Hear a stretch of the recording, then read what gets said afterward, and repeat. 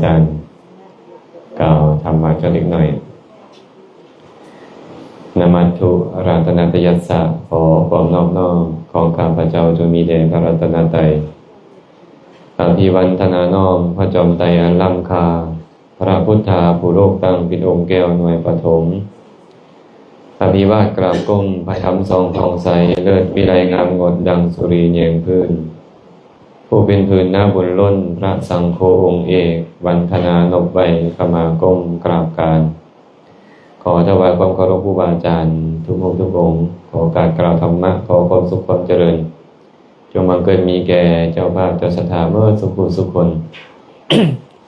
ที่ได้สละเวลามาความเจริญกุศลในช่วงภาพสวยของมื้อนี้ลำดับต่อไปพวกเรากันฟังธรรมสนทนาธรรมตามสมควรปานิมิเจวโนนัสสะหะเรยะปานินาวิสังนาภานังวิสมันเวตินัจจิปะปังอกุภาโต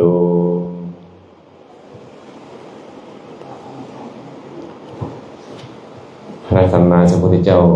ได้ตรัสคาถานี้เอาไว้ปานิมหิเจวโนนัสสะหะเรยะปานินาวิสัง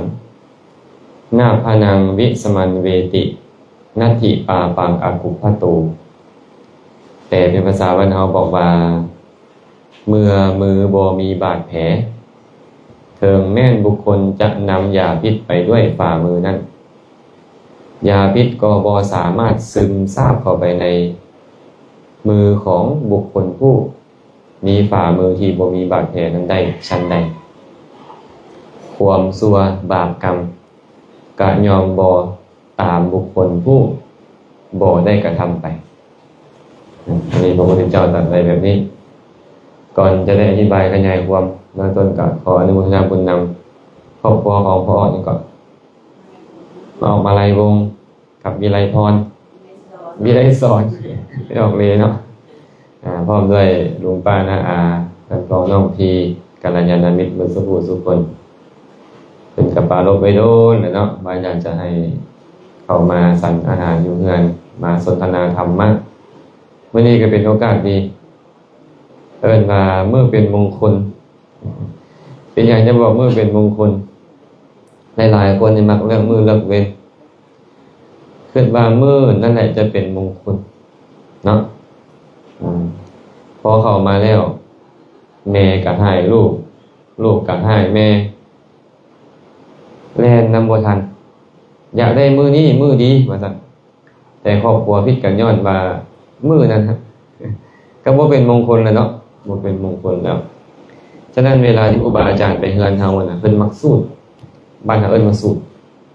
รู้จักไสยันโตบ่ไสยันโตเนื้อหาสาระของไสยันโตนะ เพิ่นเว้าเรื่องของความเป็นมงคลอ้างเอาพระพุทธเจ้าที่ประทับนั่งอยู่ที่ใต้ต้นสีมหาโพธิ์ตัสสะหูเนาะอ้างเอาไปนั้นแล้วก็มาบอกว่าสุนัขขัดตังสุมังคลังสุปะพาตังสุหุชิตังสุขโนสุมุหุตโตจะสุยิทธังพรหมจารีสุปทักขินังกายกัมมังวาจากัมมังปทักขินังปทักขินังปทักขินานิมโนกัมมังปทักขินานิกัตตวานะละพันตัตเถปทักขิเนเป็นกระสูตรไปนะเขาก็ว่าโอ้ยเพิ่นสูตรเป็นมงคลแล้วเอาน้ำไปโฮดเอาน้ำมนต์ไปฟิตแล้วคือว่านี่แหละคือมงคลแล้วแต่ความจริงเพิ่นกำลังบอกเขาแต่บอกเป็นภาษาบาลีคล้ายๆเอาภาษาอังกฤษมาบอกให้พวกเขาที่บ่เข้าใจฟังเขาก็ภาษาทูเขาก็ว่าแต่เขาบ่ฮู้เนาะความจริงแปลว่าเนี่ยสุนัขขัดตังแปลว่าเลิกดีสุมังคลังมงคลดีสุหุติตังสุขโนสุมุหตูเป็นช่วงเวลาดีคณะดีหุ่งสร้างดีเป็นหยังจังว่าเอิ้นเวลาดีนะเพิ่นเลยเว้าต่อไปว่าบุคคลกระทำกรรมอันเป็นปทักขิณภาษาบาลีว่าปทักขิณภาษาบ้านเฮาเอิ้นว่าปทักษิณเฮาเคยไปเวียนเทียนบ่เฮาเวียนเบื้องซ้ายหรือเวียนเบื้องขวาเฮาบอกว่าซ้ายแต่เอิ้นว่าเวียนขวา ย่างไปทางซ้ายแล้วมาสุดอยู่หัวเอิ้นว่าปทักขิณแปลว่าการแสดงความเคารพนะกรรมอันเป็นปทักขิณก็คือกรรมอันแสดงความเคารพคือเฮ็ดดีนั่นเองด้วยกายด้วยวาจาด้วยใจบุคคลกระทำกรรมอันเป็นปทักขิณด้วยกายด้วยวาจาด้วยใจในทานผู้เป็นสัพพมจารีผู้ประพฤติพรหมจรรย์สุยิถังพรหมจารีสุพรหมจารีสุผู้ประพฤติพรหมจรรย์เอาเฮ็ดดีด้วยกายอย่างเช่นเอาเฮ็ดมือเศร้านี่เนาะตอนที่ครูบาอาจารย์มากราบไหว้เช็ดตีนล้างตีนเสื้อเสื้อให้นั่งเทิงอาสนะอย่างที่เป็นต้นได้กล่าวถวายทานทั้งหมดนี้เอิ้นว่ากรรมอันเป็นปทักขิณเจ้าเฮ็ดแล้วพุ่นน่ะนั่นแหละเป็นฤกษ์งามยามดีของเจ้ามงคลดีของเจ้าพงสร้างดีคณะดีเป็นช่วงเวลาดีของเจ้าแล้วคันเจ้ามีมือมียามดีปานใดก็ตามแต่ว่าใจเจ้าบ่ดีบ่เอิ้นว่าฤกษ์งามยามดีอันนั้นฤกษ์งามยามดีก็คือเวลาที่เฮาพร้อมทุกอย่างมันพร้อมเอิ้นว่าเวลาดีมื้อนี้อาตมาเลยเอิ้นว่ามื้อดีพอเป็นมื้อที่ใจเฮานอบน้อมต่อคณะพระเจ้าประสงค์ได้ยินดีในการสละในการแบ่งปันยินดีในการต้อนรับขับสู่ทานผู้ประพฤติพรหมจรรย์นั้นมื้ออันเป็นมงคลจึงหมายถึงมื้อที่ใจเฮาเป็นกุศลเฮาเฮ็ดกุศลไปก่อนหน้านี้แล้วเคารพอ่อนน้อมกราบไหว้ให้อาสนะถวายทานไปแล้วยังข้อหนึ่งที่สำคัญกว่าหันก็คือการฟังธรรมถ้าหากบ่มีการฟังความเข้าใจเกิดขึ้นได้ยากเราก็เลยต้องฟังเนาะอาจารย์เลยว่าคาถาขึ้นต้นว่าปานิมหิเจวโนนัสสะหะเรยะปานินาวิสังนาพนังวิสมันเวตินัตถิปาปังอคุพโต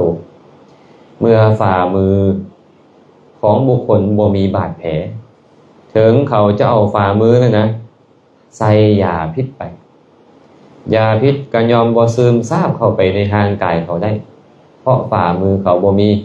บาดแผลฉันใดก็ฉันนั่นเพิ่นว่าถ้าว่าบุคคลบ่ได้เฮ็ดชั่วกรรมชั่วจะติดตามเขาไปได้จังได๋เพราะว่าคนลาวเฮาก็ตามคนไทยก็ตามแหละมักถามเรื่อยๆว่าอาจารย์เฮ็ดแบบนี้เป็นบาปบ่อาจารย์เฮ็ดแบบนั้นเป็นบาปบ่เฮาบ่ฮู้บาปเฮาบ่ฮู้บุญเดี๋ยวนี้อาศัยแต่คนอื่นว่าเป็นบาปละเป็นอาศัยเพิ่นว่าเป็นบุญละเป็นเฮาบ่ฮู้บาปบุญแท้แม่นบ่แม่นหยังเคยได้ยินบ่เขาเจ้าบอกว่าคันไปใส่บาตรแล้วมือแตะบาตรพระบาปเคยได้ยินบ่เคยบ่ตกลงในบาปมันอยู่บาตรพระหรือบาปอยู่ใจเฮาฮะบาปอยู่ใจเฮาแม่นบ่เมื่อบาปอยู่ใจบุญอยู่ใจมันบ่ได้อยู่ที่บาตรพระบาตรพระนี่เพิ่นใส่ไว้เฮ็ดหยังใส่ข้าวกินคล้ายๆถ้วยไม่ออกนี่แหละคันพวกไม่ออกก็คือถ้วยบวงไม่ออกนั่นแหละเอาไว้เฮ็ดหยังไว้ใส่อาหารเคยได้ยินคำว่าบิณฑบาตบ่บิณฑบาตภาษาบ้านเฮาอ่านว่าบิณฑบาตภาษาบาลีบิณฑบาตบิณฑปาตะแปลว่าก้อนข้าวตกลงไปก้อนข้าวตกลงไปบ่อนใดบ่อนนั้นเอิ้นว่าบิณฑบาตอาหารนั้นมันตกลงไปใส่บ่อนใดกันนั่นแหละเอิ้นกับบาตเฮาเอิ้นว่าบาตฮะบิณฑบาตก็คือบ่อนที่ก้อนข้าวมันตกลงไปเอาไว้เฮ็ดหยังบ่ได้เอาไว้เทิงหัวแล้วตกบูชาบ่แม่นใส่ในบาตรนี่นะเอาไว้ใส่อาหารใส่น้ำฉันของพระฉะนั้นบาปเลยบ่ได้อยู่บาปบุญเลยบ่ได้อยู่บาปมันอยู่ใจบางคนเว้าให้ใส่บาตรแล้วอย่าไปถือบาตรพระเด้อบาปเด้อสู้เด้อเด็กน้อยนี่โอ้ยไปถือบาตรแล้วนอนบ่หลับ3มื้ออาตมาเคยมีญาติโยมถามเลยติดต่อมาถามอาจารย์เขาน้อยแล้วนอนบ่หลับว่าซั่น3มื้อแล้วเป็นหยังไม่ออกเขาน้อยไปใส่บาตรระวังมือไปถือบาตรพระเขาน้อยบาปเฮงบ่เขาน้อยนอนบ่หลับ3มื้อแล้วว่าซั่นก็เลยว่าไม่ออกฟังไม่ออกบาปมันบ่ได้อยู่บาตรพระคันบาปอยู่บาตรพระอะไรให้เพิ่นเอาไปทิ่มซะบาตรน่ะใส่แนวอื่นบาปมันสิไปถือไม่ออกเนาะ ก็เลยว่าให้ฟังกันนะว่าบาปมันอยู่ที่เจตนาของเฮาคันเจ้าเจตนาบ่ดีจะถือบาปหรือบ่ถือบาปเอาสมมติตอนนี้แม่ออกเลยอยากให้อาตมาบุญหรือบาปบ่ต้องจับบาปเลยกับบาปเลยเนาะบ่ต้องถือต้องบาปเลยแม่นบ่นี่แหละบาปแล้วมันจึงบ่เกี่ยวกับบาปครับคันตั้งใจเอาอาหารใส่ไปในบาตรเอาข้าวนมเอาข้าวต้มเอาข้าวใส่บาตรใจมันดีมันสิบาปเดียวใดก่อนเดี๋ยวนี้แม่นเลยบ่แม่นนี่น่ะนั่นแหละก็จังว่าพวกเขาบ่เข้าใจบาปบ่เข้าใจบุญเมื่อบ่เข้าใจบาปบ่เข้าใจบุญก็เลยว่าเว้าตามหมู่ซื่อๆว่าอันนี้เป็นบาปก็บาปตามเขาอันนี้เป็นบุญก็บุญตามเขาเฮาก็เลยต้องมาทำความเข้าใจมันเพิ่นเลยบอกว่านัตถิปาปังอกุปพโตบาปนี่นะย่อมบ่มีสำหรับผู้บ่ได้เฮ็ดคือบ่ได้มีความจงใจที่บ่ดีมันจะบาปได้จังไดเหมือนกับมือมันบ่เป็นบาดเป็นแผลอีหยังแม้แต่เอายาพิษมาตกใส่มันก็บ่เป็น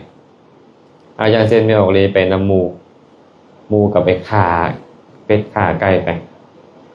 แม่ออกเลยก็บ่ได้คิดว่าจะให้มันตายบ่อยากให้มันตายหรอกแล้วก็บ่ได้คิดว่าจะฆ่าน้ำหมู่ดอกถามว่าแม่ออกเลยเป็นบาปน้ำหมู่บ่ล่ะบ่เอาไปนำกันเลยไปนำกันก็บ่ได้เป็นบาปเพราะว่าค่อยบ่ได้มีความจงใจอยากให้มันตายแต่ประการใดจังซี่แบบนี้เนาะฉะนั้น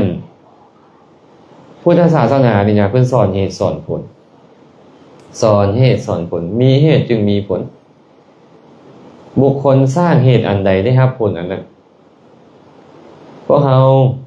พุทธศาสนิกชนก็เลยต้องพยายามพากันศึกษาคำสอนคันบ่ศึกษาคำสอนเขาก็บ่เข้าใจคำสอนนะบ่สามารถเข้าใจได้นางอยู่นี่มีคนที่บ่ถือพุทธบ่มีบ่คนที่บ่ถือพุทธบ่มีแม่นบ่พวกเฮานี่ถือพุทธศาสนากันหมดแม่นบ่พุทธศาสนาแม่นหยังไม่ออกข้างหลังกันแล้วไม่ออกประเคนน้ำหวานอาจารย์เมื่อกี้นี่พุทธศาสนานี่แม่นหยังเมื่อเขาบอกว่าเขาถือพุทธศาสนานี่อันนี้ต้องทำความเข้าใจได้มันมี2ศัพท์พุทธะกับศาสนาเอาเลยว่าศาสนาแปลว่าภาษาบาลีศาสนาแปลว่าคำสั่งสอนศาสนาแปลว่าคำสั่งสอนพุทธะคือพระสัมมาสัมพุทธเจ้าผู้รู้คำสั่งสอนของผู้รู้อันใดอันนั้นเรียกว่าพุทธศาสนาเมื่อเรานับถือพุทธศาสนาเราก็ต้องนับถือคำเว้าคำสั่งสอนของพระพุทธเจ้าบ่เอาของคนอื่นมาปนเดี๋ยวนี้พวกเขาปนกันไปเบิดเนาะจักพราหมณ์จักพีจักคิดจักอันยังไปละหลายแนวแหละอาตมานี่เว้าพื้นสู่ฟังเนาะอาตมาญาจาริกธุดงค์ช่วงปีก่อนอันยังลงไปแต่เวียงจันทน์นี่แหละไปฮอดแถวบริคำไซแถวพุ่นมีเด็กน้อยอายุ11 12ปี13ปีเด็กน้อยม.ต้นนะเพิ่นก็พากันเอาน้ำมาถวายพระดีใจว่าพระเดินธุดงค์ม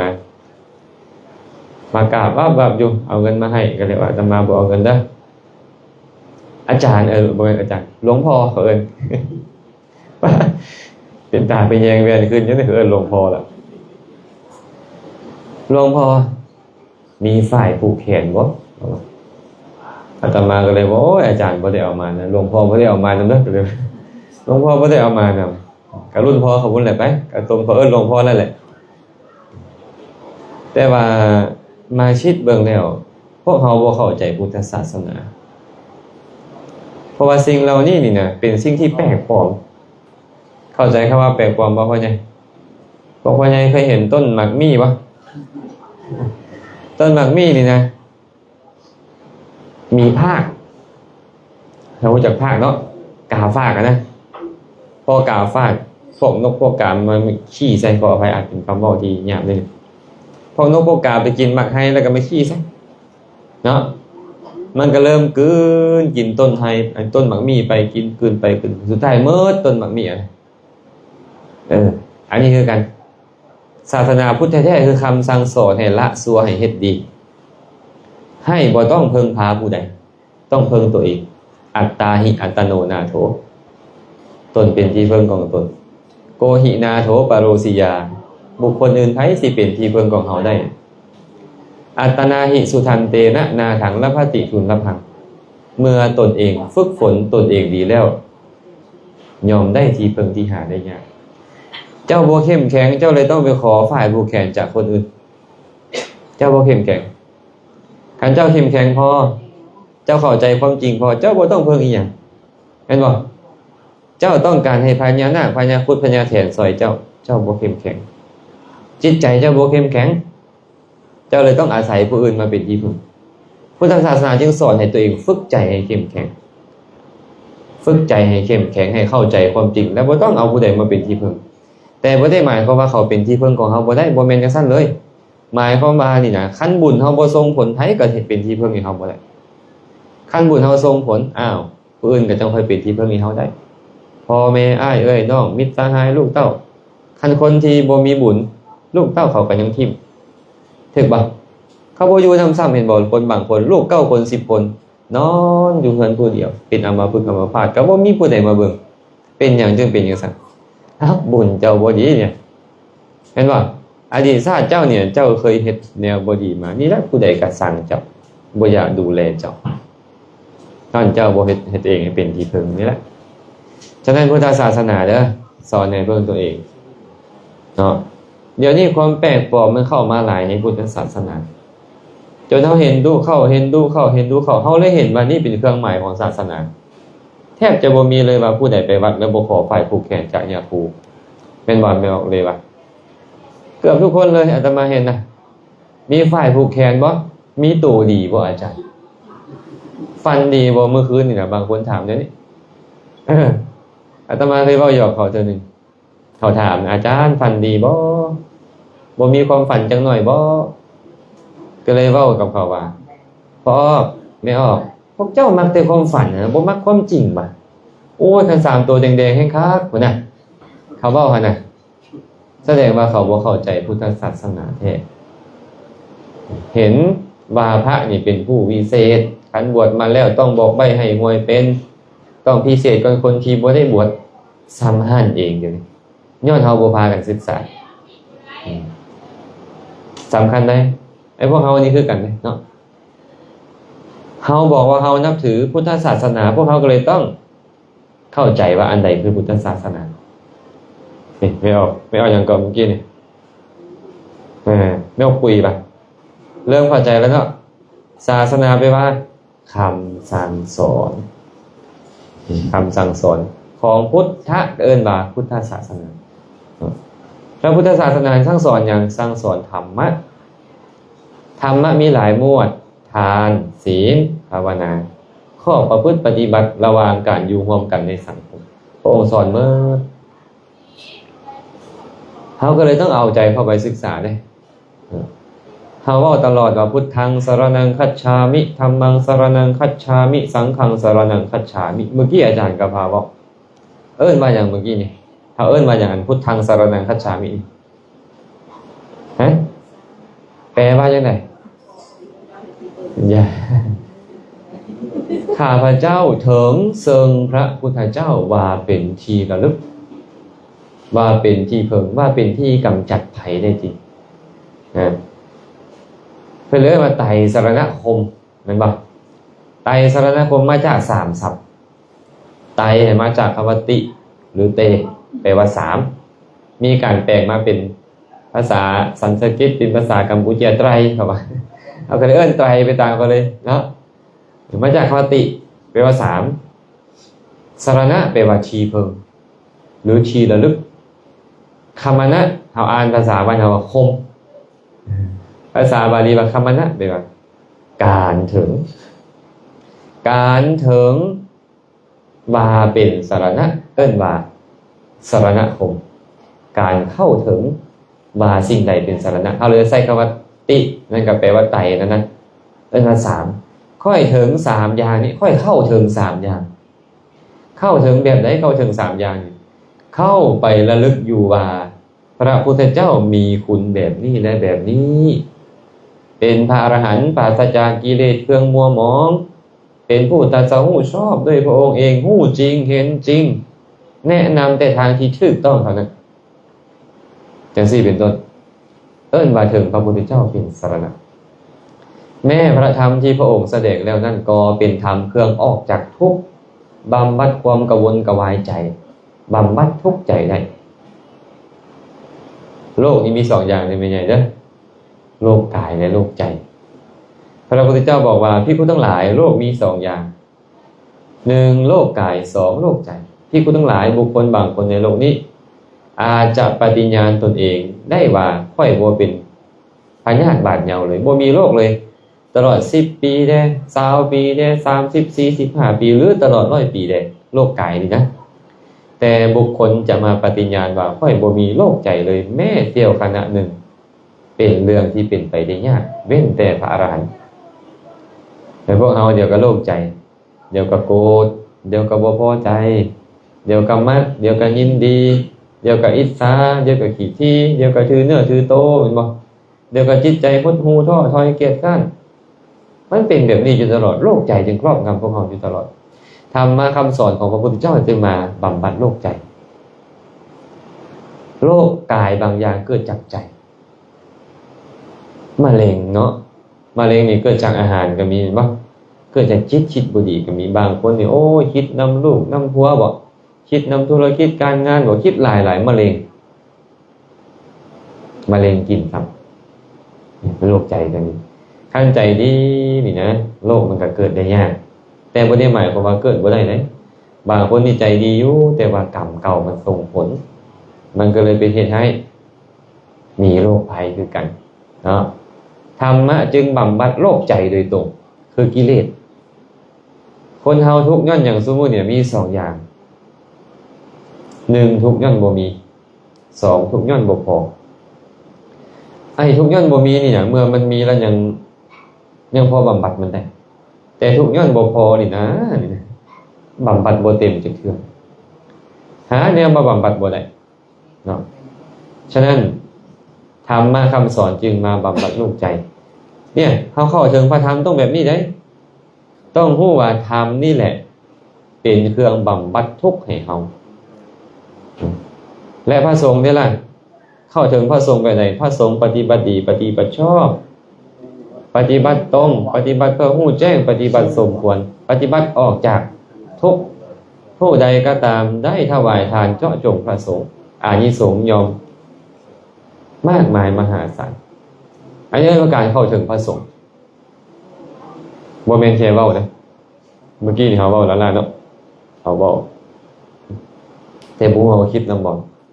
ข้าพระเจ้าขอถึงพระพุทธเจ้าว่าเป็นสรณะขอถึงพระธรรมว่าเป็นสรณะขอถึงพระสงฆ์ว่าเป็นสรณะบ่ฮู้ว่าได้ระลึกถึงคุณของเพิ่นแท้บ่ผู้ใดล่ะผู้เอิ้นว่าถึงพระพุทธพระธรรมพระสงฆ์เป็นสรณะผู้มีจิตดวงที่ประกอบด้วยสติและศรัทธาที่เป็นไปในคุณของพระพุทธพระธรรมพระสงฆ์จึงเอิ้นว่าผู้เข้าถึงไตรสรณคมบ่แม่นแค่เว้าคันเว้าก็เหมือนกับนกแก้วเอ้ยกินข้าวกับหยังกินกับกล้วยมันว่าแท้ที่จริงกินมักตะกบแม่นบ่มันเว้าได้ซื่อๆพวกเฮาคือกันแหละขอถึงพระพุทธเจ้าว่าเป็นสรณะเพิ่นว่ามาพี่ก่อนเพิ่นว่าอันหมู่ย่างกายมาพี่ก่อนอย่าฟ้าไปห่วงเขานี่นะเจ้าที่ถึงพระพุทธเจ้าเป็นสรณะเจ้าต้องเอาเจ้านี่ก่อนให้เฮานี่พร้อมที่จะวอกแวกออกไปทางนี้ทางนั้นอยู่เรื่อยแม่นบ่ใจของพวกเขาเลยบ่ซื้อว่าระลึกแท้บ่ซื้อว่าระลึกแท้ถ้าผู้ใดก็ตามถึงพระพุทธพระธรรมพระสงฆ์เป็นที่พึ่งพระพุทธเจ้าเอิ้นว่าอุบาสกอุบาสิกาเคยมีพระราชาพระองค์หนึ่งเข้าไปเฝ้าพระพุทธเจ้าไปถามพระพุทธเจ้าว่าข้าแต่พระองค์ผู้เจริญบุคคลเช่นใดชื่อว่าอุบาสกครับ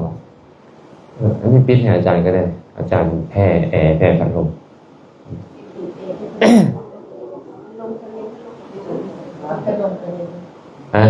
ตอนเนาะพระราชานี่ไปถามพระพุทธเจ้าตันดังรถถามว่าแม่นผู้ใดชื่อว่าอุบาสกภาษาบาลีอุปาสกะ อุบาสกะแปลว่าผู้เข้าไปใกล้เข้าไปใกล้หยังเข้าไปใกล้พระรัตนตรัยเข้าไปใกล้พระพุทธพระธรรมพระสงฆ์เข้าไปใกล้แบบใดไปนอนอยู่วัดทั้งเลยบ่แม่นฮู้คุณผู้ใดฮู้คุณของพระพุทธเจ้าเอิ้นว่าอยู่ใกล้พระพุทธเจ้าพระพุทธเจ้าเคยเว้ากับพระองค์หนึ่งเด้บุคคลใดก็ตามจองผ้าสังฆาติตถาคตไปอยู่แต่บ่ฮู้บ่เห็นธรรมบ่ฮู้คุณของพระองค์นะบ่เอิ้นว่าผู้เห็นพระองค์แต่บุคคลใดก็ตามฮู้ธรรมะเข้าใจธรรมะเห็นคุณของพระพุทธพระธรรมพระสงฆ์เอิ้นว่าผู้เข้าใกล้พระพุทธเจ้าผู้อยู่ใกล้ฉะนั้นผู้ที่ฮู้คุณพระพุทธเจ้าได้จะเอิ้นว่าอุบาสกพระพุทธเจ้ามีคุณแนวไหนเราต้องไปศึกษามาเนี่ยผู้ฮู้คุณของพระธรรมฮู้คุณของพระสงฆ์เอิ้นว่าอุบาสกแปลว่าผู้ทรายผู้เข้าไปใกล้อุบาสิกาภาษาบาลีว่าอุปาสิกาแปลว่าหญิงผู้เข้าไปนั่งใกล้พระรัตนตรัยก็คือกันผู้หญิงใดผู้คุณของพระพุทธพระธรรมพระสงฆ์นั่นแหละเอิ้นว่าผู้เข้าใกล้พระพุทธพระธรรมพระสงฆ์พระองค์ก็เลยบอกผู้ที่ถึงพระพุทธพระธรรมพระสงฆ์เป็นที่พึ่งเอิ้นว่าอุบาสกคำว่าถึงบ่แม่นแค่เว้าต้องระลึกได้พอระลึกถึงคุณของพระพุทธเจ้าได้พระธรรมได้พระสงฆ์ได้เราก็เลยถามต่อไปว่าข้าแต่พระองค์ผู้เจริญอุบาสกเส้นใดชื่อว่าเป็นผู้มีศีลศีลแม่นหยังบัดเดี๋ยวไม่เอาปุ๋ยเนาะศีลแม่นหยังศีลจำว่าเด้อบ่เป็นเราอยู่วัดเป็นบ่ตู้ศีลนะสิว่าเนาะบางทีก็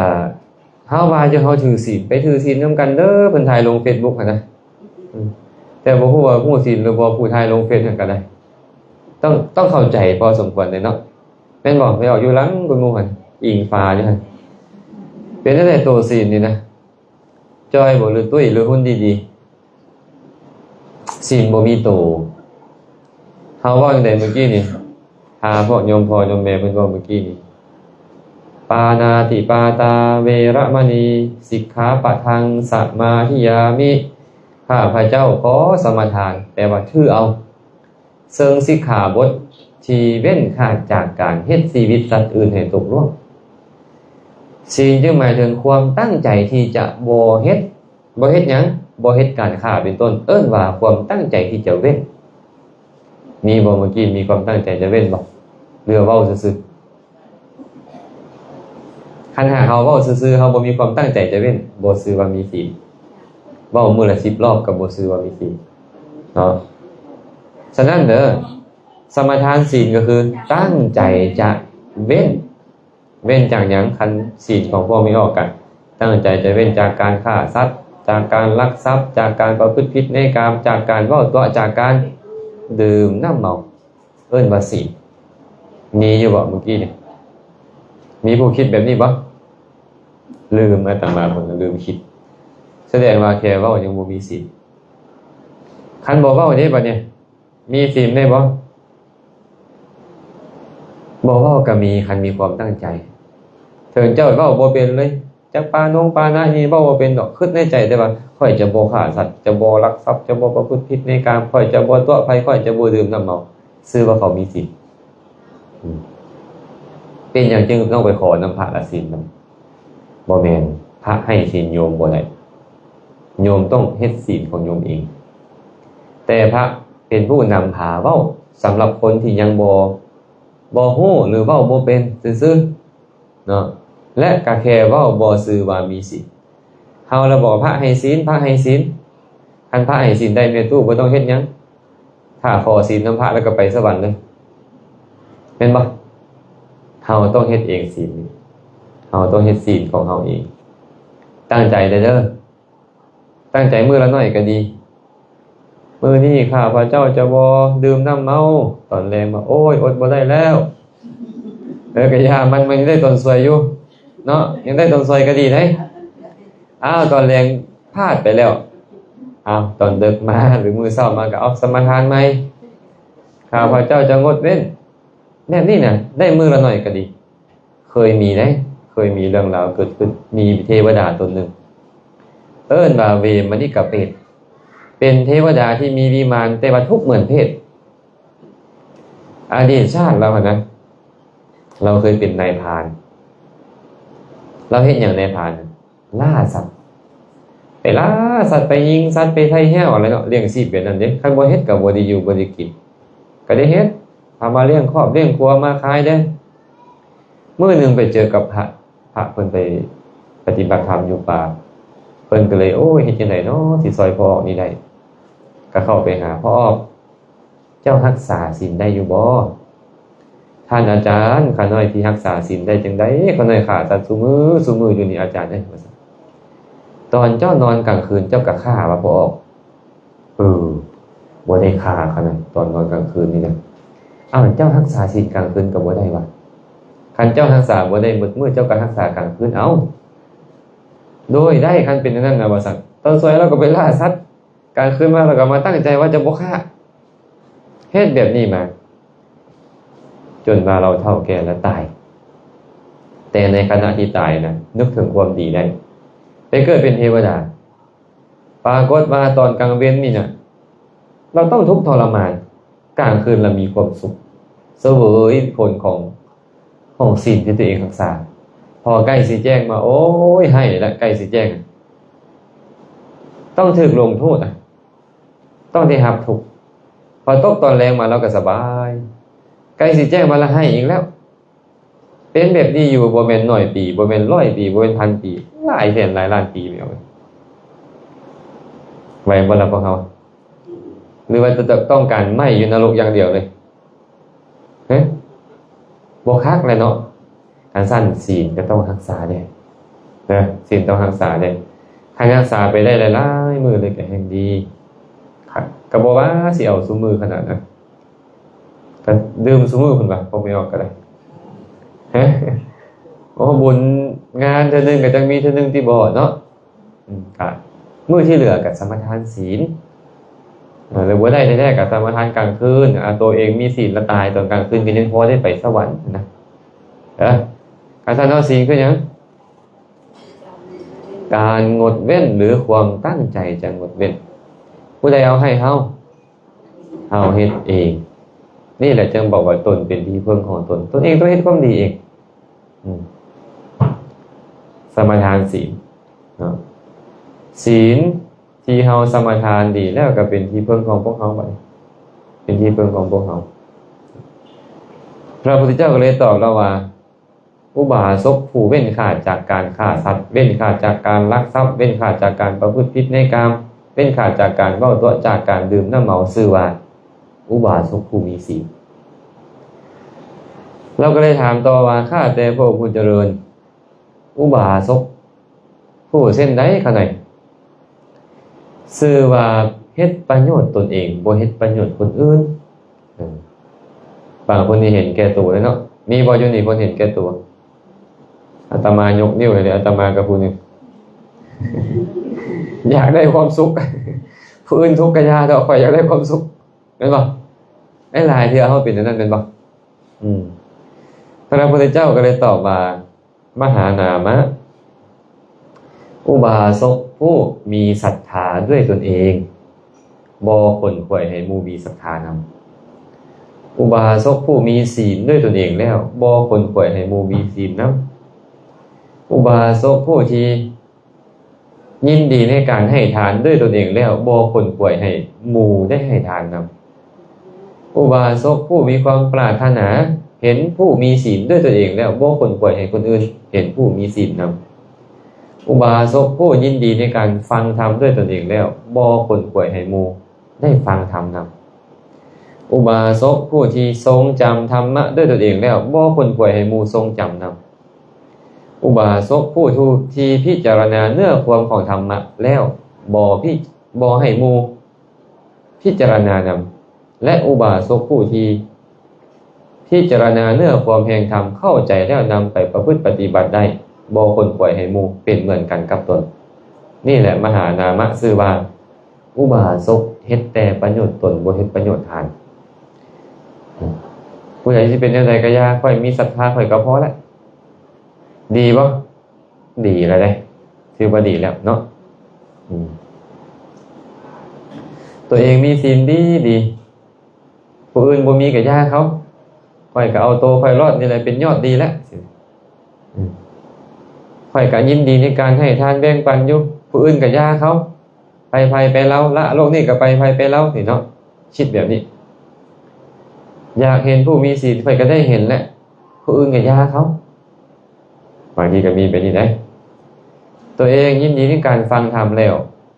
ผู้อื่นบ่ยินดีก็ย่าเขาบ่ได้ฟังก็ย่าเขาตัวเองทรงจำธรรมะพิจารณาเนื้อความแห่งธรรมะได้แล้วก็บ่ได้สนใจว่าผู้อื่นสิเป็นแนวใดนี่เอิ้นว่าอุบาสกผู้เฮ็ดประโยชน์ตนบ่เฮ็ดประโยชน์ทานอุบาสกแนวใดอุบาสิกาก็แนวนั้น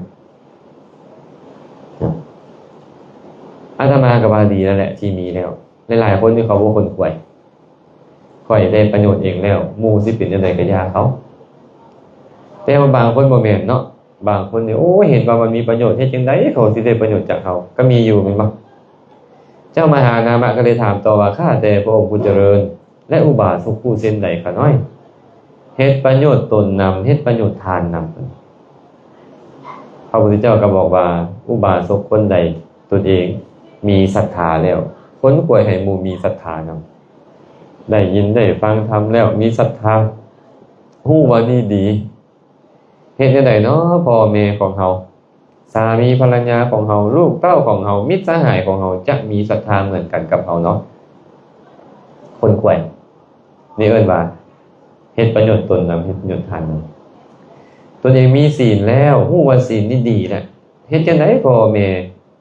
ญาติมิตรสหายลูกเต้าหลานเหลนคนใกล้ตัวเฮาจะมีศีลเหมือนกันกับเฮาตัวเองยินดีในการให้ทานแบ่งปันแล้วเห็นคุณของมันแล้วยังคนป่วยว่าเฮ็ดจังได๋ลูกเต้าเฮาสิได้เฮ็ดเหมือนกันกับเฮาพ่อแม่เฮาจะได้ให้ทานเหมือนกันกับเฮาโอ้บางเพิ่นนี่เฮ็ดยากตัวนี้เนาะเฮ็ดยากไอ้เฮาจะมีแบบนี้ขึ้นมามันก็ยากอยู่แล้วเด้แต่จะไปเฮ็ดให้คนอื่นเป็นเหมือนกันกับเฮานี่ยากไปตื่มอีกคันง่ายนี่คือสิดีหมดแล้วเนาะบ้านเมืองเขาเนาะมันยากนะยากหลายแต่นักปราชญ์บัณฑิตเพิ่นก็ค้นคว้าหาอุบายหาวิธีตัวเองอยากเห็นผู้มีศีลด้วยตนเองค้นคว้าให้หมู่ได้เห็นครูบาอาจารย์ผู้มีศีลนำตัวเองอยากฟังธรรมยินดีในการฟังธรรมด้วยตัวเองแล้วค้นคว้าให้หมู่ได้ฟังธรรมเนาะเห็นว่าการฟังธรรมนี่มันมีประโยชน์จังได๋โยมแม่ฟังธรรมนี่มีประโยชน์จังได๋ได้ยินสิ่งที่บ่เคยได้ยินมาก่อนเนาะสิ่งที่ได้ยินมาแล้วแจ่มแจ้งขึ้นกว่าเก่าอันใดยังลังเลสงสัยตัดความสงสัยเสียได้เฮ็ดความเห็นให้ตรงยิ่งขึ้นและเวลาฟังใจมันก็ผ่องใสอานิสงส์ของการฟังธรรมเป็นแบบนี้และได้ประโยชน์แล้วเด้ฮู้ประโยชน์แล้วอยากให้คนอื่นได้ฟังเด้อยากให้คนอื่นได้ฟังเด้เพื่อเขาได้ฟังแล้วเขาจะมีศรัทธาขึ้นเขาจะเฮ็ดสิ่งที่เป็นประโยชน์ได้หลายกว่าเฮาฮู้จักโจรองคุลิมานบ่เคยเบิ่งลำเรื่องบ่องคุลิมานเนาะฆ่าคนไปตั้ง999คนเหลืออีกคนเดียวเราว่าเราจะได้บรรลุคุณธรรมพิเศษเป็นอมตะถึงอาจารย์ตัวพระพุทธเจ้าเห็นอุปนิสัยของเราก็เดินทางไปเลยย่างไป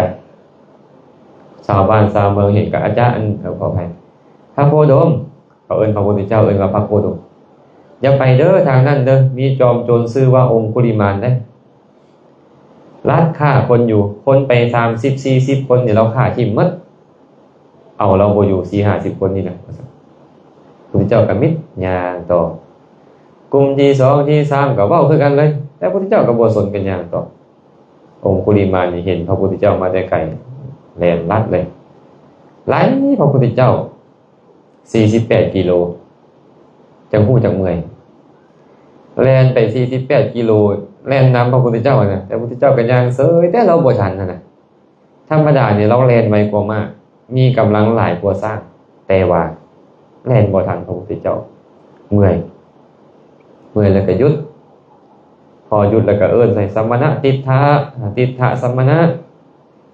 หยุดก่อนสัมมณะหยุดก่อนพระพุทธเจ้าก็เลยบอกว่า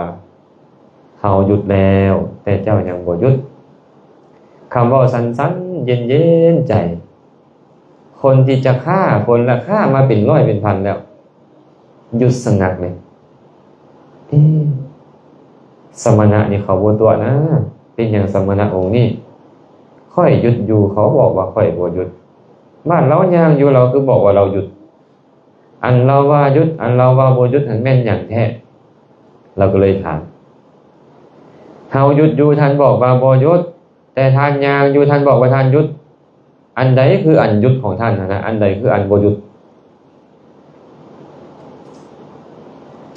พระพุทธเจ้าก็เลยตรัสว่าพูดปากเคยแห้งใช่เนาะ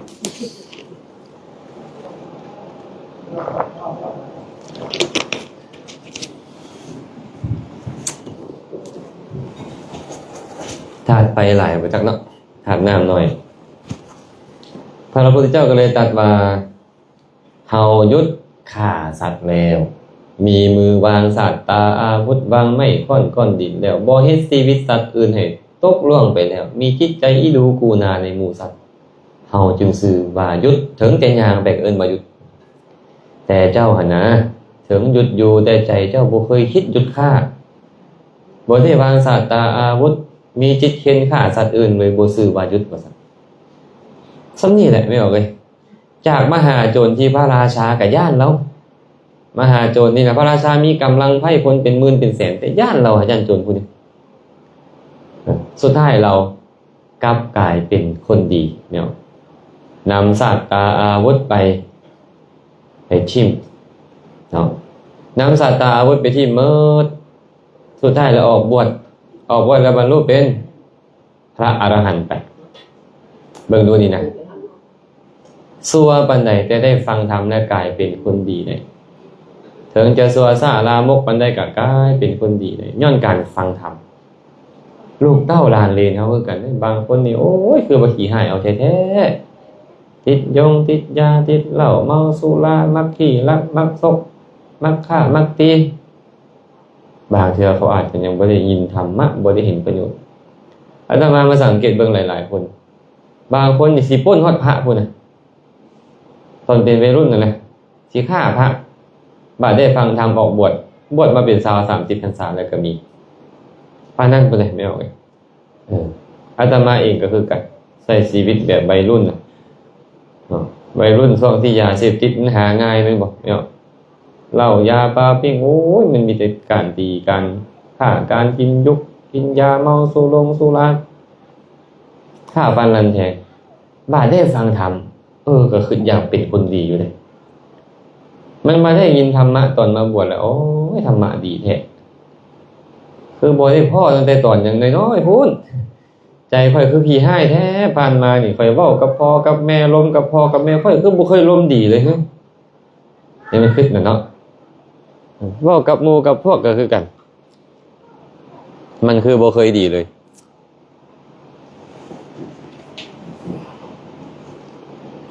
จะเป็นพุ่นละหมดเอาตู้น้อยเลยบ่เป็นอย่างดอกว่าค่อยๆก็ได้เนาะอุปสรรคนักเทศเขาว่าอุปสรรคนักเทศ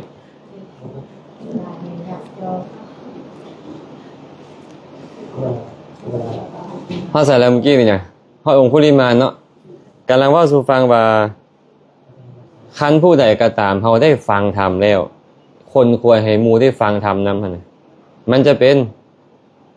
เหตุให้พระพุทธเจ้าเอิ้นว่าเฮ็ดทางประโยชน์ตนประโยชน์ทานอนาถบิณฑิกะเศรษฐีไม่ออกอันนี้น่าประทับใจเราได้ท่านอนาถบิณฑิกะเศรษฐีนี่นะเราเฮ็ดจังไหนจ้างลูกไปฟังธรรมนิมนต์พระเข้ามาเฮือนมาศาลนี่มื้อละเป็น 1,000-2,000 องค์ลูกบ่สนบ่ไปให้ทานบ่สมาทานศีลบ่อุปถากพระเจ้าประสงค์อย่างเลยเนาะ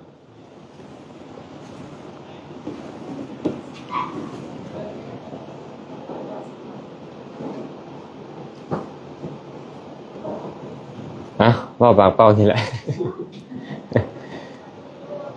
ลูกขนาดบ่สนเลยเราก็เลยหาแผนไว้ให้จะได้ลูกข่อยสิไปฟังธรรมจ้าง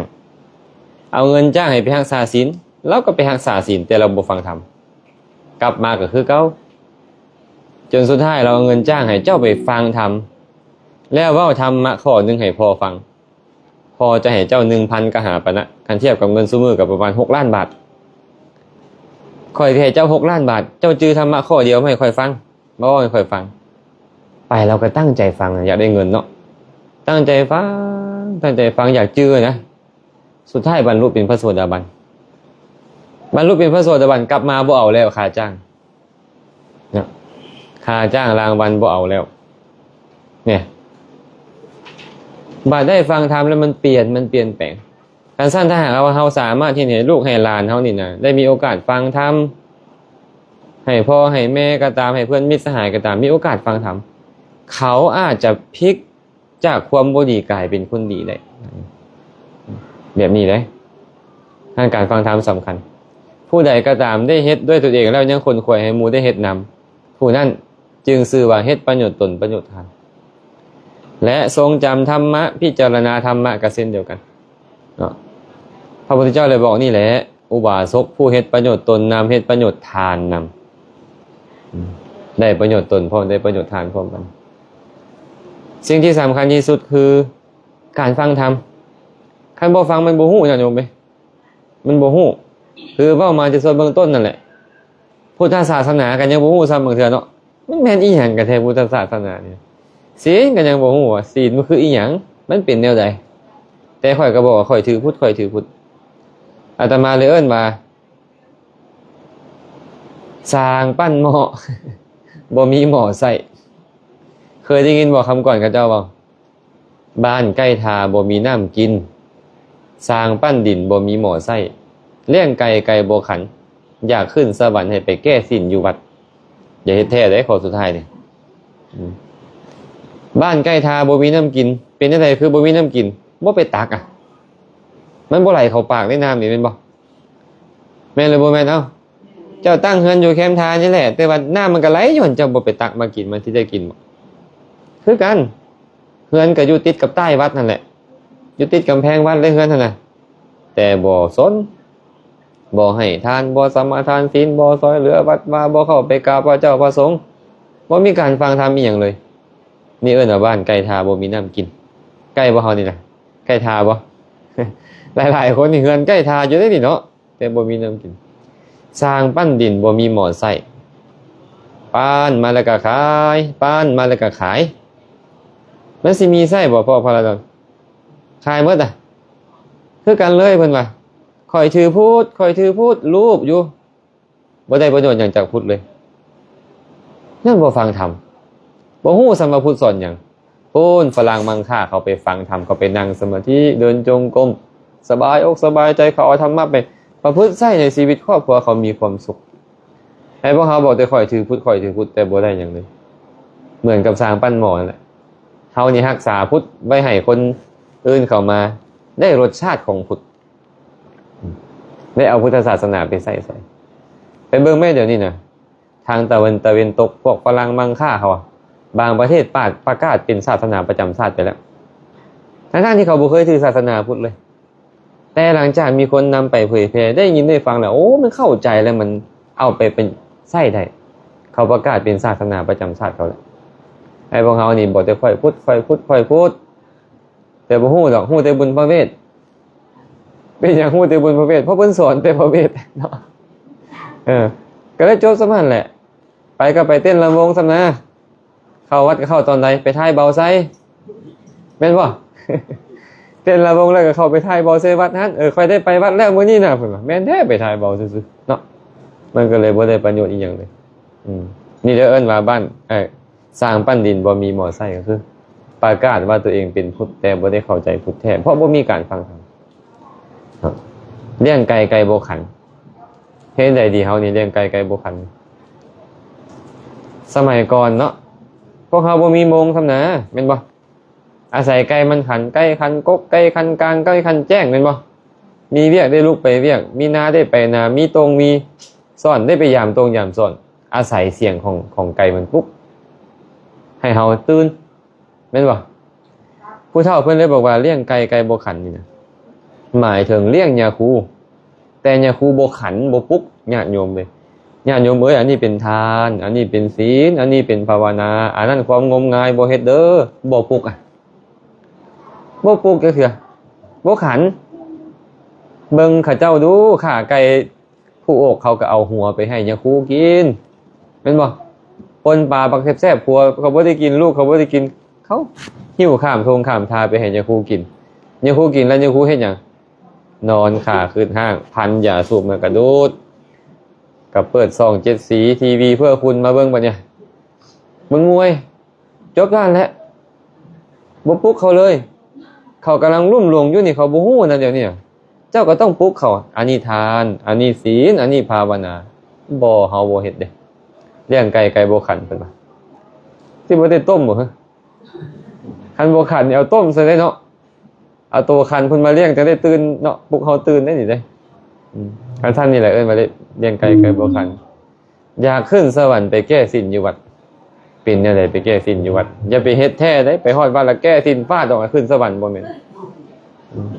อยากขึ้นสวรรค์ไปแก้ศีลอยู่วัดหมายถึงว่าสมัยก่อนนี่คัมภีร์ดีกานี่นะพระไตรปิฎกคำสอนนี่นะเพิ่นเอาผ้าใหม่น่ะพันเป็นผูกเป็นลำไว้เห็นบ่ให้ไปแก้ผ้าศีลออกมาอ่านแก้ผ้าใหม่ที่เขาห่อคัมภีร์ดีกามาอ่านธรรมะคำสอนให้เข้าใจและจะเอาไปประพฤติปฏิบัติได้อันนี้แก้ศีลอยู่วัดและอีกอย่างนึงแก้ศีลอยู่วัดก็คือแก้ศีลดำใส่เครื่องขาวเพื่อหยังรักษาศีลอุโบสถไปรักษาศีลอุโบสถนั้นจะได้ขึ้นสวรรค์แบบนี้เนาะบ่ให้ไปแก้ศีลละล่ะเด้อฉะนั้นพุทธศาสนานี่นะเพิ่นสอนเรื่องของทานศีลภาวนาสอนเหตุสอนผลหากบ่ได้ฟังธรรมนี่โอ้จังใดกะเข้าใจพุทธศาสนาได้เนี่ยเมื่อเข้าใจพุทธศาสนาบ่ได้กระจอกได้เสื้อบัดเนี่ยโอ้เพิ่นบวชโดนเลยเด้20-30พรรษาเลยเด้คันบ่ถึกเพิ่นก็สิบ่พาเฮ็ดติบ่เพิ่นก็สิบ่บอกติบ่แม่นบ่อ้าวเพิ่นก็เพิ่นบ่ได้ศึกษาเอาสมมุติว่าเฮาบ่ได้ไปเรียนเรื่องบัญชีเรื่องบัญชีอีหยังเลยเฮาบ่ได้ไปเรียนเรื่องอิเ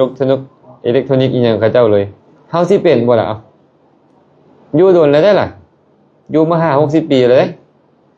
อยู่โดนก็อยู่คันบ่ได้เรียนบ่ได้ศึกษาแล้วบ่ฮู้บ่ได้ฟังแล้วบ่ฮู้แม่นบ่อันนี้คือกันแล้วคันสมมุติว่าญาทานอันนี้นะ ญาทานเพิ่นนี่บวชไปจาก10ชาวพรรษาขึ้นไปคนก็สิเชื่อได้เนาะเด้เพิ่นก็บวชดนปานนั้นเพิ่นก็สิฮู้แหละบ่แม่นเด้อคันบ่ฟังธรรมก็บ่ฮู้เฮาคือกันเฮาอยู่ดนปานใดเฮาก็บ่ฮู้คันเฮาบ่ฟังธรรมเฮาก็เลยจำเป็นต้องฟังจำเป็นต้องฟังการฟังนี่แหละจะเป็นเหตุให้พวกเราเข้าใจธรรมะคำสอนเมื่อเข้าใจแล้วพวกเราจะบ่งมงายบัดนี้บ่เฮ็ดแล้วไปกราบต้นกล้วยนะเฮาจะบ่เฮ็ดแบบมันให้สาระแม่นบ่เฮาจะบ่เฮ็ดแล้วอันกระทง9ห้อง10ห้องอีหยังนะคันเฮาเข้าใจแล้วนะเห็นบ่เสียเคราะห์สะเดาะน้ำโอ้ยบ่มีในพุทธศาสนาค่อยบ่เอาแล้วแต่เดี๋ยวนี้พวกเขาบ่ฮู้จังล่ะเพิ่นว่าดีเพิ่นว่าเฮ็ดแล้วเจริญเฮ็ดแล้วอายุยืนเคราะห์เข็ญจะหายไปเฮาก็เลยได้เฮ็ดเพราะว่าเฮาบ่เข้าใจแม่นหรือบ่แม่นเนี่ยแม่น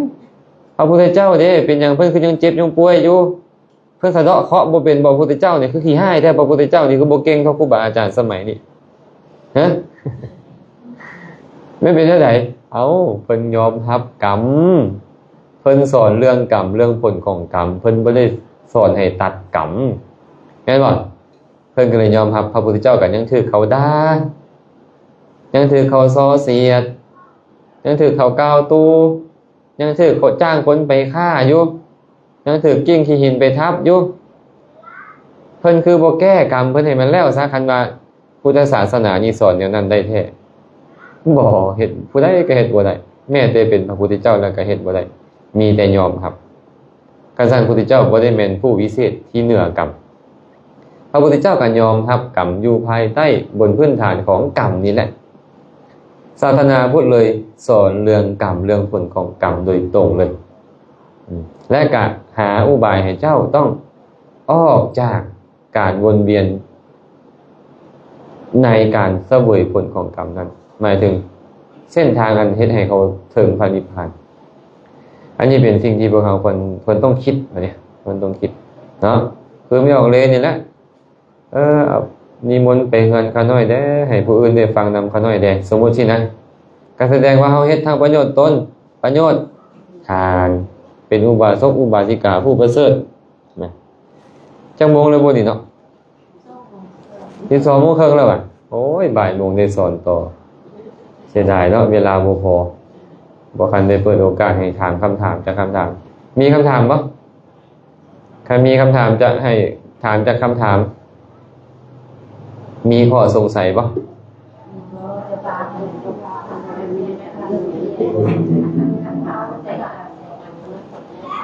สำหรับสมถะศีลเขาจำเป็นต้องทำสมถะเรื่อยๆหรือว่าต้องสมถะสมทานศีลจำเป็นต้องสมทานเรื่อยๆบ่จำเป็นต้องสมทานทุกข้อบ่เนาะเฮาก็มาเบิ่งว่าประโยชน์ของการสมทานคือหยังก่อนสมทานคือตั้งใจว่าสมทานไม่ออกเลยบ่ต้องเว้าหยังเลยนึกในใจก็ได้แต่มื้อนี้เป็นต้นไปค่อยจะบ่ฆ่าค่อยจะบ่ลักขโมยเป็นต้นเนาะคันว่าไม่ออกเลยบ่คันเฮ็ดผิดเลย5ข้อนี่ก็บ่มีกิจต้องสมทานอีกเพราะศีลมันบ่ขาดแต่หมายความว่าจังได๋ล่ะถ้าหากว่าศีลบ่ขาดก็บ่ได้หมายความว่ามันจะเป็นบุญอยู่ตลอดตอนที่ไม่ออกเลยสมทานศีลไปแล้วไม่ออกเลยอยากให้ผัวเคยมีบ่ตอนอยากให้ผัวก็ศีลบ่มีตอนนั้นน่ะแต่ว่าศีลบ่ขาดตอนโลภอยากได้นี่ได้นั่นก็ศีลบ่มีแต่ศีลบ่ขาดคันไม่ออกเลยนึกถึงเรื่อยๆบัดนี้ค่อยจะบ่ค้าตอนนั้นใจไม่ออกเลยเป็นบุญมื้อนึงนึกถึงอีกแล้วค่อยจะบ่ค้าตอนนั้นใจไม่ออกเลยก็เป็นบุญมื้อนึงนึกถึงอีกแล้วค่อยจะบ่ค้าค่อยจะบ่ลักขโมยนึกถึงตอนใดมันก็เป็นบุญตอนนั้นคนเฮ็ดดุบ่ล่ะคันเจ้าเฮ็ดดุได้ก็แฮ่งดีแต่บ่จำเป็นต้องว่าปนติปตเวรมณีบ่จำเป็นถึงขนาดนั้นเข้าใจบ่คำว่าสมทานนี่นะแต่เฮาเว้าออกมานำดีบ่ดีเฮาจะบ่ได้ลืมคำเว้าบางเทื่อคำเว้าบางคำเว้าบ่ได้เว้าจักเทื่อโดนๆเว้าซื่อๆมันลืมเนาะเว้าออกมานำก็ดีแต่บ่ได้หมายว่าจำเป็นต้องเว้าอยู่ตลอดอันสมทานบ่แม่นตั้งใจสมทานศีลบุญสมมุติสมทานเทื่อเดียวแล้วเลยอีก10 ปีค่อยบ่ขาดจักเทื่อศีลค่อยก็อยากให้ผู้นี้ก็ให้อยากด่าผู้นึงก็ด่าแต่ว่าศีลค่อยบ่ขาดเนาะแต่ใจบ่เป็นบุญคันว่าค่อยระลึกถึงศีลค่อยแล้วกันตั้งเจตนาใหม่เลยค่อยจะบ่ฆ่าบ่ลักขโมยของไผเบิ่งนึงก็ค่อยจะบ่ฆ่าจะบ่ลักขโมยของไผก็นั่นแหละมันดีมันเป็นบุญพอเข้าใจบ่คือแบบคนในครอบครัวนะแต่แบบที่ว่าเคยลองหลับไปแล้วอะไรเงี้ยจริงๆเขาที่เคยลองหลับไปแล้วคือที่สุดหรือว่าทานไหนที่เขาคิดไปเองคือที่สุดเพื่อจะหาซื้อได้ที่ไหนถามอย่างนี้ตอบยากเพิ่นตายไปแล้วเฮ็ดบุญให้เพิ่นจะรับรู้ได้จังได๋นี่ตอบยากคันถามว่าเพิ่นจะได้รับบ่อันนี้อาจจะบ่พอตอบได้เคยมีพราหมณ์ผู้หนึ่งไปถามพระพุทธเจ้าคือกันข้าแต่พระโคดมผู้เจริญข้าน้อยเนี่ยอยากให้ทานและอุทิศให้กับญาติผู้ตายของข้าน้อยเขาจะได้บริโภคผลทานของข้าน้อยบ่เข้าใจคำว่าบริโภคบ่บริโภคคือได้ใช้สอยได้อยู่ได้กินเนาะพระพุทธเจ้าก็เลยบอกว่าพราหมณ์คันเขาอยู่ในฐานะที่เหมาะสมเขาจะได้บริโภคคันเขาอยู่ในฐานะที่บ่เหมาะสมเขาจะบ่ได้บริโภคฐานะใดล่ะเป็นฐานะบ่เหมาะสมเฮ็ดชั่วเอาไว้หลายตายและตกนรกบ่ได้บริโภคแน่นอนคันสร้างอันที่ประเพณีเข้าประดับดินเฮาน่ะปล่อยสัตว์นรกมากินข้าวกินน้ำจึงบ่มีในพุทธศาสนาบ่มีใดแต่มีครูบาอาจารย์นั้นแต่งเรื่องราวขึ้นมาเพื่อยั่วให้คนได้เฮ็ดกุศลความเป็นจริงแล้วเพศนี่พอเว้าได้แต่คันบอกว่าสัตว์นรกนี่เป็นไปบ่ได้สัตว์นรกบ่เคยถูกปล่อยมาอยู่ภพภูมิของเขานอกจากเขาตายจะค่อยเป็นสัตว์นรกแล้วจะค่อยมาสู่ความเป็นเพศเป็นอสุรกายอันนั้นจังค่อยว่าได้ บางสิ่งบางอย่างนี่พวกเราเว้ากันเกินนักปราชญ์อาจารย์เพิ่นก็บ่ได้เว้าไปฮอดสัตว์นรกดอกตัวเองไปตื้มเขาว่าสัตว์นรกเข้าไปบ่เนี่ยเพิ่นเว้าแต่เพศตัวเองไปตื้มสัตว์นรกเข้าไปก็เลยเป็นเหตุให้เชื่อถือกันมาเลยว่าสัตว์นรกถูกปล่อยมากันบ้าก็เลยกลายเป็นปรัมปราไปเนาะทั้งสัตว์นรกบ่มีโอกาสได้บริโภคเพราะบ่มีโอกาสมาได้ยินได้ฟังมาเฮาอุทิศส่วนกุศลให้อันนี้บ่ฮู้เลยและบ่ได้เลยถ้าว่าเขาเฮ็ดความชั่วไปเกิดเป็นสัตว์เดรัจฉานสัตว์เดรัจฉานบางจำพวกก็รับรู้เข้าใจได้เนาะเอาอย่างเช่นเป็นพญานาคซะพญานาคก็เป็นสัตว์เดรัจฉานแล้วฮู้ว่าไม่ออกเลยเฮ็ดบุญอุทิศให้เราอนุโมทนาได้บ่ได้เราได้บุญแต่เราบ่ได้กินเข้าใจบ่ได้บุญก็ได้กินต่างกันเข้าใจบ่ไม่ออกเลยคันว่าได้กินคือของเป็นทิพย์ต้องเกิดขึ้นคันว่าได้บุญคือใจเป็นบุญแต่ว่าบ่มีอย่างเกิดขึ้นเป็นสัตว์นรกก็บ่ได้เป็นสัตว์เดรัจฉานก็บ่ได้ถ้าเขาเฮ็ดบุญดีบ่เนี่ยตายแล้วไปเกิดเป็นมนุษย์คันเขาอยู่ในท้องพ่อท้องแม่เขาสิไปฮู้อีหยังนำเฮาเฮ็ดบุญอุทิศให้แม่นบ่เขาเกิดมาชาติใหม่แล้วเขาก็สิฮู้นำเฮาอยู่ว่าเกิดอยู่คนละบ่อนแล้วคันเกิดอยู่บ่อนใกล้ๆกันได้ยินอยู่ว่าค่อยเฮ็ดบุญนี่อุทิศให้ประตูนี้ประตูนั้นเด้อคันระลึกชาติได้ก็สาธุนำได้บุญบ่ได้บุญแต่บ่ได้กินแม่นบ่แม้แต่ไปเกิดเป็นเทวดาก็บ่ได้กินแต่คันฮู้และอนุโมทนานำได้บุญนี่เอิ้นว่าบ่แม่นฐานะจะได้บริโภคสัตว์นรกบ่ได้บริโภคสัตว์เดรัจฉานบ่ได้บริโภคมนุษย์เทวดาบ่ได้บริโภคพระพุทธเจ้าเลยบอกว่าถ้าหากว่าญาติของทานนี่นะเฮ็ดกรรมชั่วเอาไว้หลายตายแล้วไปเกิดเป็นเพศพวกเพศต้องอาศัยการบริโภคผลทานของคนอื่นเฮ็ดอุทิศให้พวกเพศนี่แหละจะได้บริโภคผลทานของทานอันเพศเนี่ยเขารับรู้เขาสาธุแต่เขาของอันเป็นทิพย์เกิดขึ้นอันนี้ได้กินเพิ่นนี่นะได้กินได้ใช้ได้สอยบางจำพวกพ้นจากความเป็นเพศเลยก็มีให้เกิดเป็นเทวดาเลยเนาะถ้าหากว่าถามว่าฐานะใดจะได้บริโภค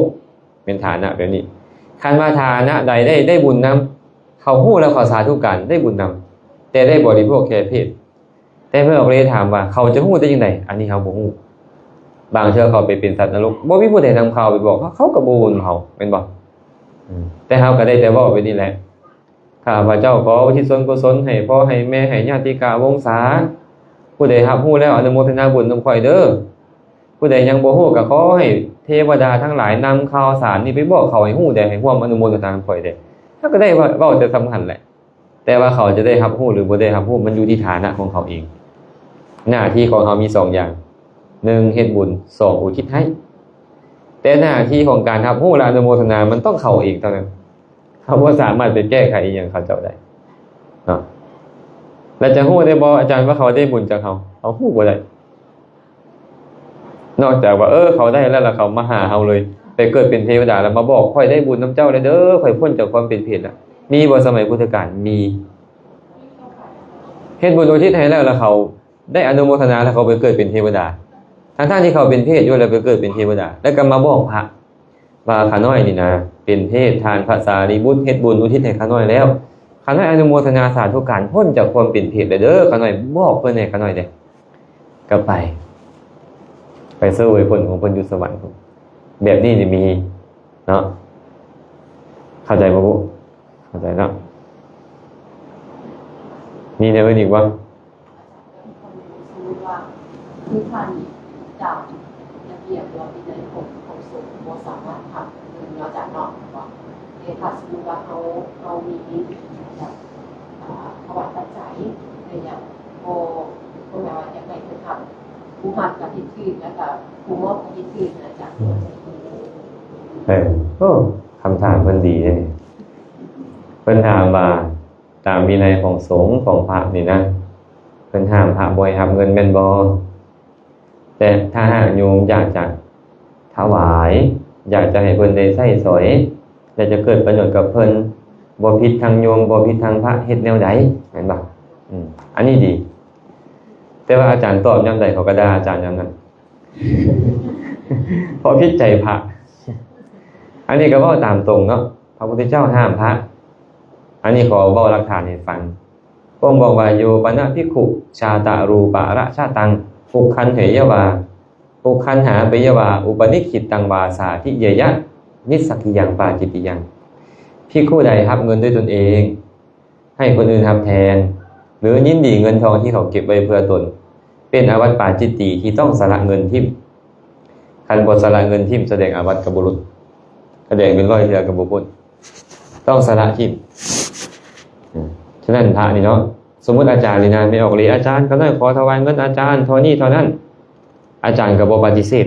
ไม่ออกเลยก็เอามาวางไว้อาจารย์จับหรือบ่จับก็ตามอาจารย์ซื้อว่ารับเงินเองเนาะคันสมมุติว่าไม่ออกเลยบอกอาจารย์ก็ได้ขอถวายเงินอาจารย์เอาไปไว้ในไม่ออกหนิงเด้ออาจารย์ซื้อว่าให้ไม่ออกหนิงรับให้หรือเอาไปไว้ในพระองค์นี้องค์นั้นเด้อซื้อว่าให้เขารับให้ต้องสละทิ่มคือเก่าและต้องแสดงอาวัตหรือไม่ออกเลยบอกว่าอาจารย์ข้าน้อยมีเงินอยู่100,000อาจารย์อยากได้ตอนไหนมาเอานำข้าน้อยได้เด้อข้าน้อยสิเก็บไว้ให้อาจารย์ซื้อว่ายินดีเงินที่ไม่ออกเก็บไว้เป็นอาบัติคือเก่าบ่พ้น อันนี้ในกรณีผิดเนาะไม่ออกเลยก็เลยถามว่าถ้าผิดแล้วให้จังได๋พระกระทึกโยมกระทึกโยมบ่ต้องถวายใครทึกโดยตรงนะโยมแค่บอกว่าอาจารย์ข้าน้อยมีเงินอยู่1ล้านกีบสมมุติเนาะข้าน้อยจะเอาไปฝากไว้นำไม่ออกหนิงอาจารย์ต้องการอย่างให้บอกไม่ออกหนิงได้เด้ออย่าบอกว่าต้องการเงินเด้อต้องการอันใดที่สมควรนะให้บอกไม่ออกหนิงได้เด้ออาจารย์ซื้อว่าไม่ออกเปิดโอกาสแล้วอาจารย์ก็สามารถขอได้ไม่ออกหนิงอาตมาอยากได้อันนี้ไม่ออกหนิงอาตมาอยากได้อันนั้นจะสั่งมาไปซื้ออันนี้ให้ได้ซื้ออันนั้นให้ได้ก็บ่ได้บอกแค่ว่าอยากได้อ้าวอาจารย์มันบ่เป็นการให้คนอื่นรับให้ว่าซั่นน่ะใส่บอกว่าเอาไปไว้นำไม่ออกหนิงบ่ได้บ่แม่นไม่ออกเลยบ่ได้บอกว่าถวายอาจารย์ไม่ออกเลยบ่ได้บอกว่าถวายเงินอาจารย์ไม่ออกเลยบอกว่าข้าน้อยมีเงินอยู่เงินเป็นของไม่ออกเลยแต่ข้าน้อยสิไปฝากนำไม่ออกหนิงเงินนั่นยังเป็นของไม่ออกเลยคันไม่ออกหนิงบ่หาเครื่องให้อาจารย์อาจารย์ก็บอกไม่ออกเลยเงินไม่ออกเลยไปเอาคืนเด้อเราบ่หาเครื่องให้เงินนั่นก็เป็นของไม่ออกเลยคือเก่าบ่เป็นของพระเฮ็ดแนวใดก็ตามที่ให้เงินนั่นบ่แม่นของพระพระมีสิทธิ์ในการขอสิ่งของอันนี้ถูกต้องตามวินัยเนาะแต่กรณีพิเศษไปเนี่ยสมมุติไม่ออกเลยนี่นะเอาเงิน1ล้านมาถวายอาจารย์เขาได้ขอถวายเงินอาจารย์1ล้านอาจารย์ก็บอกว่าไม่ออกเลยอาตมาบ่รับเด้ออาตมาบ่ได้รับเงินถ้าบ่รับก็อย่าเขาได้ถวายแล้วไม่ออกเลยก็วางตึ๊บไว้หั่นแหละอาจารย์ก็บ่เป็นอาบัติเพราะอาจารย์ปฏิเสธแล้วไม่ออกเลยก็ถือว่าสละเงินนี่แล้วสละให้อาจารย์แต่อาจารย์บ่ได้รับซื่อๆอาจารย์ก็บ่เป็นอาบัติมีไม่ออกยางกายมาสมมุติได้ออกหนิงมาไม่ออกหนิงไม่ออกเรียนมาถวายเงินอาจารย์แล้วบอกว่าอาจารย์บ่ได้รับมีบ่อนเก็บเงินบ่อาจารย์เขาเลยสิเก็บไว้ให้ระวังสิเนาะบ่อนเก็บท่านเป็นบ่อนเก็บอย่าบอกว่าเอาไปเก็บอยู่บ่ท่านก็บ่ได้อีกท่านเป็นบ่อนเก็บเราก็เลยเอาไปเก็บภายหลังมามีพ่อออกคนนึงมาขายบาทมาขายจีวรสมมุติเนาะพระก็บอกได้ว่าอาตมาก็อยากได้อยู่จีวรนั่นน่ะเงินก็มีอยู่แต่บ่มีไวยาวัจกรถ้าเขาบอกว่าเขาน่าจะเป็นไวยาวัจกรให้เองเขาก็ไปเอาเงินอยู่หั่นน่ะตามราคาของผ้าหรือของบาทเขาแล้วเอาบาทมาถวายพระอันนี้ได้อันเนี้ยเพราะพระปฏิเสธแล้วบ่ได้ครับอันนี้กรณีพิเศษแต่ให้ดีที่สุดคืออาจารย์ว่าเมื่อกี้นี่แหละอย่าให้เป็นกรรมสิทธิ์ของพระในการเป็นเงินของพระต้องให้เป็นเงินของไม่ออกคือเก่าแค่ฝากไว้แล้วเปิดโอกาสให้เพิ่นขอเข้าใจป่ะแต่มี2กรณีถ้าอาจารย์บอกว่าผู้นั้นเป็นไวยาวัจกรอาจารย์จะสามารถขอได้3เทื่อเกิน3เทื่อบ่ได้คันพ่อไม่ออกเอาไปไว้เองอาจารย์เขาน้อยจะเอาไปแบ่งเงินไปไว้หรือเอาไปไว้แล้วก็ตามอาจารย์ต้องการอย่างไรบอกเราอาจารย์ขอเป็นพันเทื่อก็ได้ไปทวงเรานะคันว่าอาจารย์เป็นคนซี่ไปยังวัจกรให้เขาน้อยแน่อาจารย์ซี่ปุ๊บอาจารย์ขอได้3เทื่อยืนได้อีก6เทื่อยืนละล่าหามเว้าหยังให้เจ้าของผู้ที่รับเงินไว้หั่นผู้เองว่าเพิ่นอยากได้ของแล้วพอเพิ่นขอมา3เทื่อเจ้าบ่ไปหาให้เพิ่นสินะแบบนี้เนาะ พอเข้าใจเนาะเอาลองก็คืนมึงต้องเฮ็ดจังได๋จังสิถูกต้อง